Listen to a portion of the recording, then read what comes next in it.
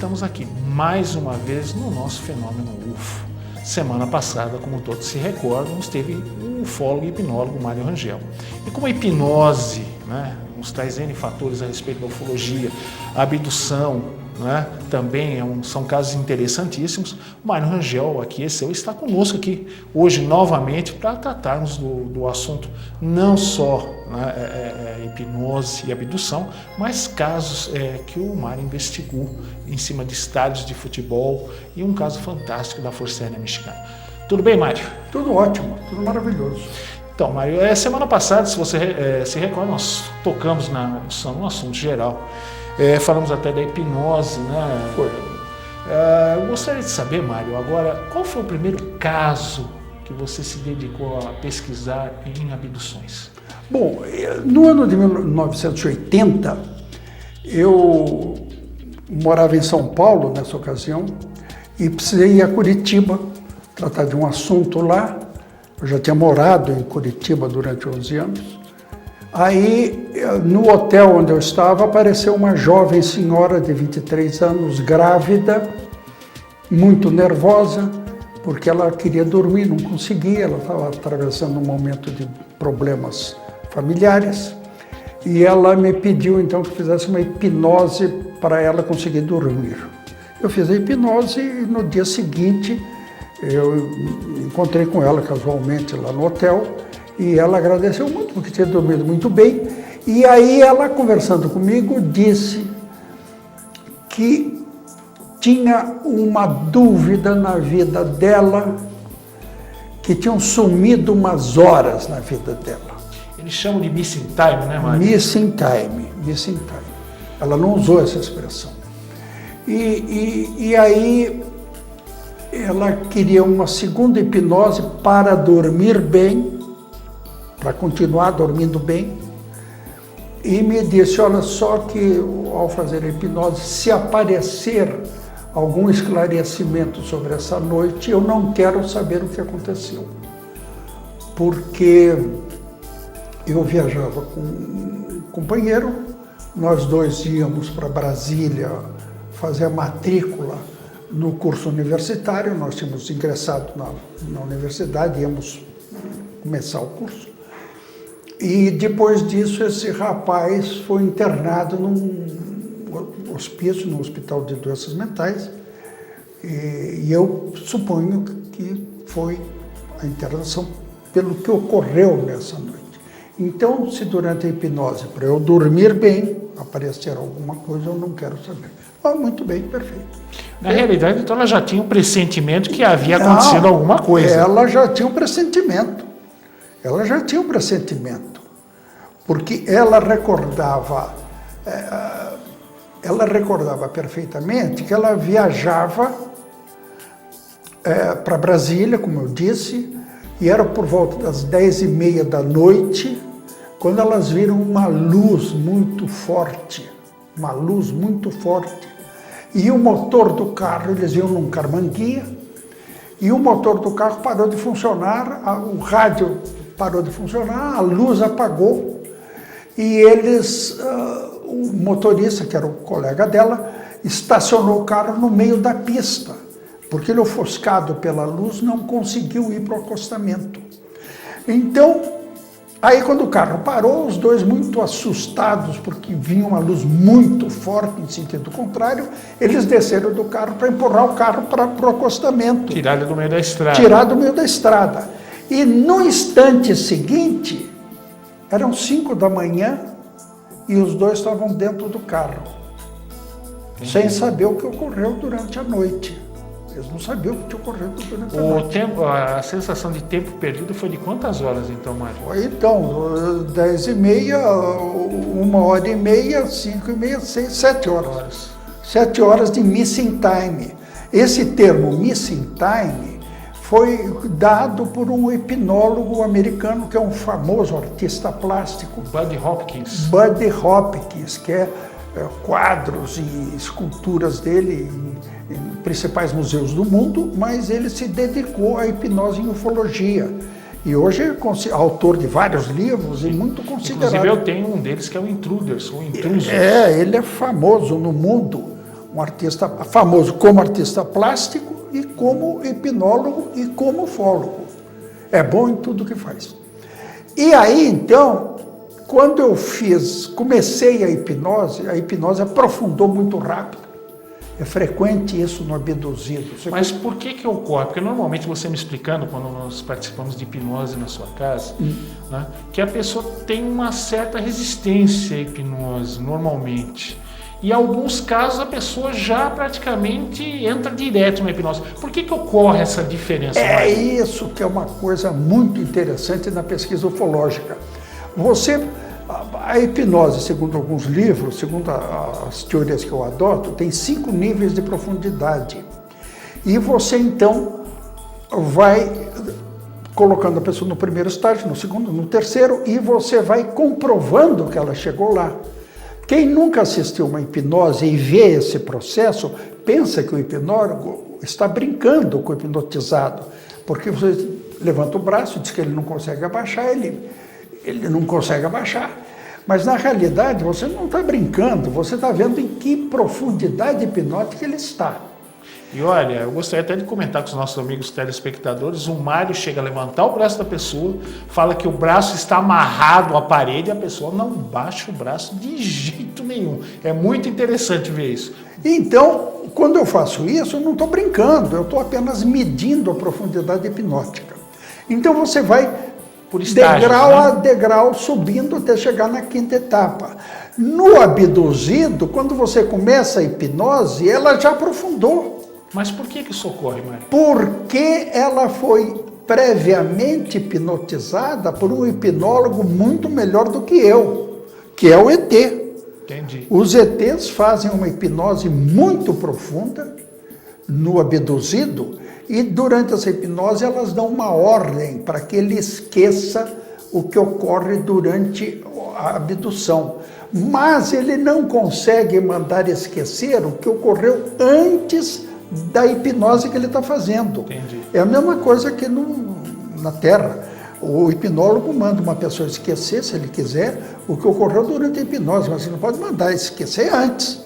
Então, ela lembrava, as pessoas lembram o que ocorreu imediatamente antes da abdução. Quer dizer que uma primeira hipnose vai facilitar grandemente uma segunda hipnose. Vai facilitar. E a hipnose que o ET faz no abduzido facilita muito o meu trabalho. Mário, já então retornamos para o nosso segundo bloco.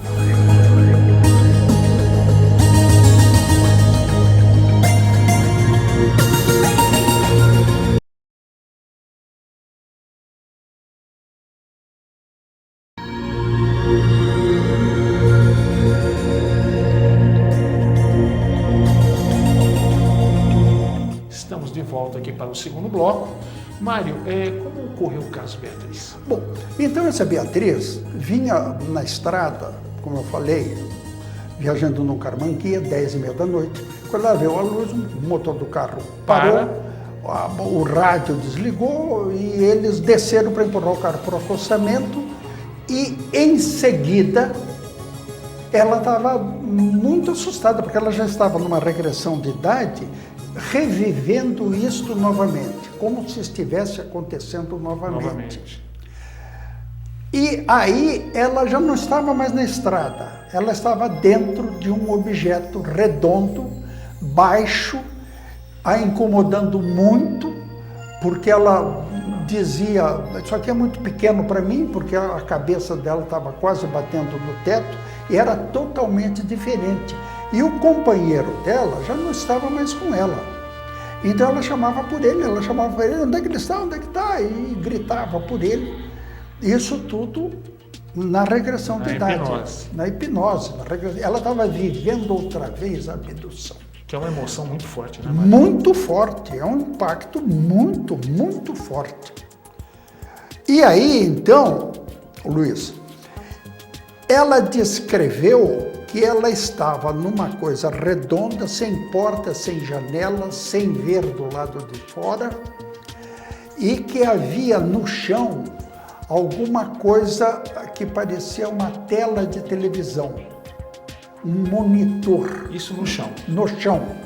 e que uma força, não foi nenhuma pessoa, uma força arrancou o anel do dedo dela e levou esse anel para este monitor no chão. E o anel, que era de diamante, fulgurava, ela olhando e ela apavorada, o que é isso, onde é que eu estou? E uma coisa que só nesse caso ocorreu, dezenas de casos que eu pesquisei, ela tinha a sensação que ela estava fazendo acrobacia num avião. Ela não usou a expressão acrobacia, mas ela falava das emoções que ela sentia. Como eu fiz muita acrobacia no meu tempo de piloto, que eu pilotava muito, ela descrevia a emoção que eu sentia quando eu fazia acrobacia. Quando você faz um looping, por exemplo, ou quando você faz um parafuso, você sente as emoções que ela descrevia. Só nesse caso, na minha vida inteira, a pessoa sentiu sensações de acrobacia. Mas será que ela estaria talvez presa a algum campo magnético e levitando, talvez por isso ela sentisse? Não sei dizer. O que ocorreu, não sei dizer e não quero dar minha opinião, porque aí fica a técnica do chutômetro. Entendi. O que eu acho, não é o que eu acho, vou dizer o que aconteceu. Então ela descrevia isso e muito apavorada. E de repente, outros objetos metálicos que ela tinha no corpo também foram arrancados. Então ela tinha botões metálicos que foram arrancados. Ela tinha uma gargantilha que também foi arrancada. E em seguida, dela descrever tudo isso, ela já estava no carro outra vez. Ela voltou para o carro. Mas ela voltou para o carro sem saber tudo isso que eu estou te contando. Porque isso tudo que eu estou te contando foi recuperado na hipnose. Isso é o que chama de missing time. Tempo perdido. Que durante a hipnose foi recuperado isso.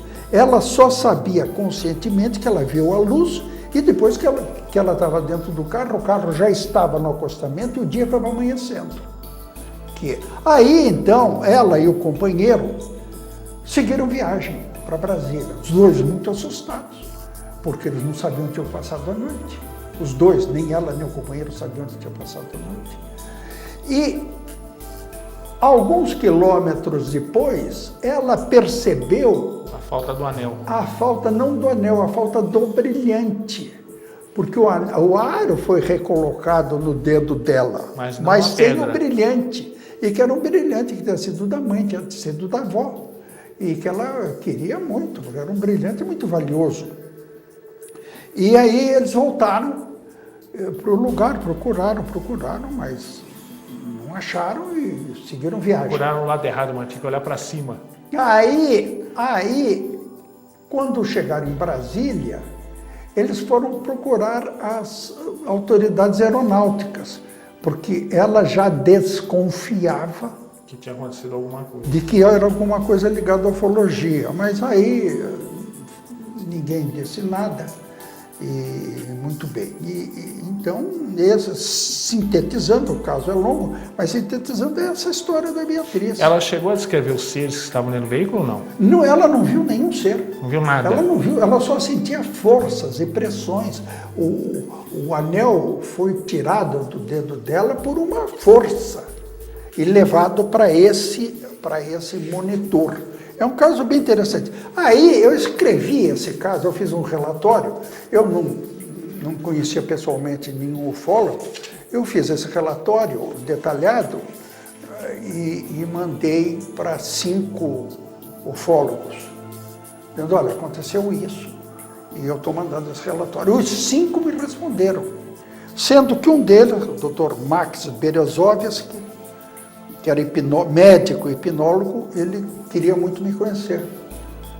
E então, a partir daí, o Dr. Max era presidente de uma entidade chamada APEX, Associação de Pesquisas Exológicas, e aí, a partir daí começou o meu relacionamento com ele. Logo a seguir, nós fomos para Santos fazer uma pesquisa lá, que no fim não conseguimos completar a pesquisa. Aí voltamos e como ele era presidente da Apex, ele trazia as pessoas para eu fazer hipnose. Entendi. Nessa ocasião eu era diretor comercial de uma empresa e trabalhava em 14 países. E estava sempre viajando. E quando eu voltava de viagem, o Dr. Mac eu sabia quando eu ia voltar, e ao sair de viagem já deixava marcado, olha, na quarta-feira, dia tal, eu estarei de volta, e então se quiser marcar alguma hipnose, pode marcar, porque eu estarei disponível na quarta-feira à noite. Então, quando eu chegava, telefonava para o Dr. Max, e ele dizia, está marcada uma hipnose para você fazer. Então foi assim que você começou? Assim que eu comecei, a partir de 81, a fazer as hipnoses em casos de ufologia. Porque eu não tinha relacionamento com entidades ufológicas, eu não conhecia ninguém abduzido, o Dr. Marques é que trazia essas pessoas. Eu vou pedir a gentileza, nós vamos interromper para o nosso segundo intervalo, o último bloco, depois eu gostaria de entrar no assunto avistamentos em grandes locais de massa e um caso da Força Aérea Mexicana. Tá ok? Pois não. Então até já.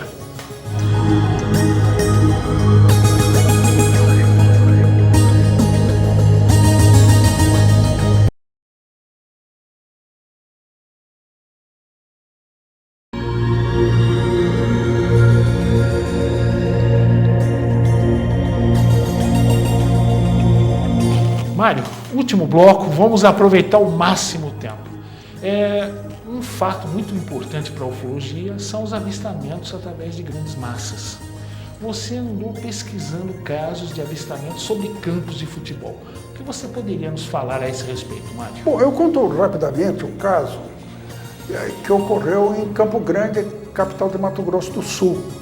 Houve um jogo importante lá, que era o Operário contra o Vasco da Gama do Rio, quando o Vasco da Gama era todo mundo achava que ia ganhar, e o Operário ganhou do Vasco de 2-0. Durante esse jogo, à tarde, sol de Mato Grosso em cima, claro, passa um disco voador a baixa altura, parou o jogo, o juiz mandou parar o jogo e todos viram, eram 20 mil pessoas assistindo o jogo de futebol, os 20 mil viram e o jogo parou. Não há nenhuma dúvida quanto ao fato. Muita gente não gosta de contar isso, inclusive jogadores, se você hoje quiser entrevistar e pedir para contar isso, eles não gostam de contar. Mas há outros casos famosos. Mário, no caso, muito provavelmente havia redes de televisão transmitindo a partida. Não tenho notícia que isso tenha sido filmado. É isso que eu te perguntar. Não tenho notícia, não tenho. Eu procurei isso, procurei saber, escrevi para alguns jogadores, escrevi para o juiz, não me responderam porque ninguém gosta muito de entrar nesse assunto. E um dos jogadores que estava lá, hoje é o presidente do Vasco. Roberto Dinamite, que foi deputado estadual no Rio. Sim. Ele era um dos jogadores, mas eu escrevi para ele, passei e-mails, ele nunca me respondeu. Um outro caso que ficou bem conhecido recentemente, muito importante, foi o seguinte. Recentemente, no começo deste ano, um médico norte-americano convidou uma porção de pessoas de muita importância dos Estados Unidos e fora dos Estados Unidos para darem um depoimento coletivo para a imprensa do mundo em Washington, nos Estados Unidos. Esse, que é um médico, juntou então pessoas de vários países e dos Estados Unidos, convocou a imprensa para falar de disco voador. Todos tinham visto, sabiam histórias, contavam histórias, e histórias verdadeiramente impressionantes, especialmente histórias ligadas a bombas atômicas, a artefatos atômicos dos Estados Unidos que estão sendo monitorados pelos ETs. E, neste caso, ele levou entre os convidados 2 estrangeiros, um do Irã, que hoje é um brigadeiro do Irã, e um oficial peruano. Os 2, como pilotos de aviões a caças, atacaram discos voadores. E o caso muito interessante ocorreu em Arequipa, no Peru, quando este piloto decolou da base. Eram 7 e pouco da manhã e a tropa estava reunida, havia cerca de 1.200 pessoas no campo lá ou nas proximidades da base aérea, quando um disco voador parou em cima da base aérea. Como recentemente o Peru tinha estado em guerra com o Equador, e durante essa guerra aviões peruanos foram derrubados por aviões equatorianos, havia um certo milindre lá com referência às forças aéreas, às forças armadas. Então, o comandante deu ordem para que um piloto atacasse aquele objeto. Ele não sabia o que era. Esse piloto decolou, saiu. 1.200 pessoas viram isso. E ele ganhou altura, veio por cima do disco voador e disparou um armamento desse avião dele, que é um armamento, na época, dava 64 tiros ao mesmo tempo. O avião que você está se referindo, Mário, era um Sukhoi Su-22. Um Sukhoi 22. 2 canhões de 30 milímetros. É isso aí. E eu suponho que esse canhão devia disparar 8 por 8 projéteis. Ele disparava ao mesmo tempo 64 projéteis. A cadência de tiro dele é de 1.500 tiros minuto. Ele disparou de cima para baixo, a pequena distância. Uma parte dos 64 projéteis atingiu o chão. E uma parte acertou o UFO, que presumivelmente teria que atingir o UFO, desapareceram, sumiram no ar. Foram destruídas pelo UFO, não chegaram ao chão. Entendi. Dos 64 projéteis, uma parte só atingiu o chão, uma parte não atingiu. E esta informação, somente agora, recentemente, o governo do Peru autorizou que fosse divulgado ao mundo. E foi divulgado, então, por esse piloto, nessa reunião em Washington, que muitas outras coisas tremendamente importantes foram divulgadas lá. Não foi só esse caso. Curiosamente, Mário, na Rússia também uma aeronave igualzinha, um Sukhoi também, ele chegou a disparar também uma rajada de canhões de 30 milímetros no UFO e o piloto ficou abismado porque ele falou o canhão NLR, o Nudaman Richter, que é o canhão usado na Rússia, é um dos mais potentes existentes. E ele ficou surpreso porque não houve efeito algum no UFO com aquilo ali. Aí, curiosamente, quando ele foi tentar fazer uma manobra de ascensão com o Sukhoi, ele descobriu que o avião não obedecia, ele não conseguia subir. Ele mantinha só o voo nivelado, né? O UFO depois acabou se afastando. É curioso que você trouxe isso, Mário, né? É uma pena, nós vamos te convidar para uma próxima oportunidade, não vai haver tempo de abordar, mas eu acho que um dos casos mais fantásticos envolvendo aeronaves foi aquele ocorrido no México, onde UFOs invisíveis chegaram a cercar um avião de vigilância eletrônica. Exatamente, é um caso fantástico, isso ocorrido em maio de 2004. Exato. No sul do México. No sul do México. Mas, Mário, eu vou deixar isso em suspenso por enquanto, porque nós temos menos de 1 minuto. Né? Eu vou te convidar numa próxima, que você fez uma pesquisa realmente excepcional. Os telespectadores não têm oportunidade, mas se o Mário puder, eu gostaria que ele trouxesse o dossiê que ele fez, né? A respeito desse caso. Nós estamos encerrando por hoje, Mário. Tá? Então eu queria te agradecer essa primeira participação conosco. Você não tenha dúvida que você vai ser convidado mais vezes, né? Tuas considerações finais rapidamente. O que eu acho é o seguinte: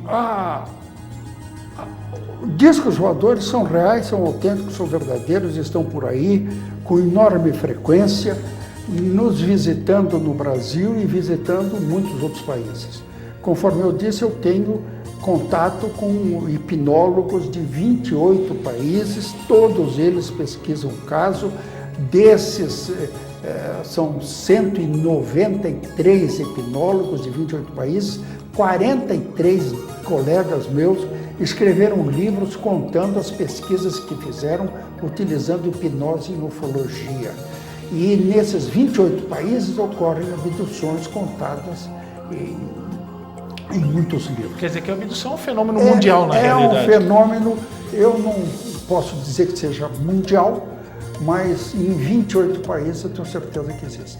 Espero que os telespectadores tenham gostado dessa primeira entrevista. Mensalmente estaremos trazendo convidados que têm dado importantes contribuições na ufologia. Até a próxima semana, se Deus quiser. Um forte abraço.